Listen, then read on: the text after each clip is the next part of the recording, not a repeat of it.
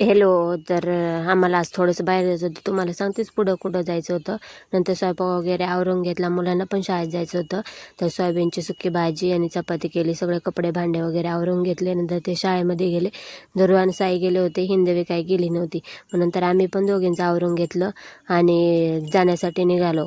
नंतर तिथं रस्त्याच्या कडेलाच फळं विकणारे बसले होते. तर हिंदवीला साईने स्ट्रॉबेरी आणायला सांगितली होती. मग साईला स्ट्रॉबेरी घेतली. हिंदवीने द्राक्ष पाहिले. तिला खूप आवडतात द्राक्ष. नंतर मग तिने पाहिली तर ती रुसली होती द्राक्ष घ्यायची म्हणून, पण खूपच जास्त आंबट होते त्यामुळे काही घेतली नाही. मग नंतर संत्री म्हणली. मग संत्री घेतली. नंतर आम्ही आधार कार्ड काढण्यासाठी गेलो होतो कारेगावला.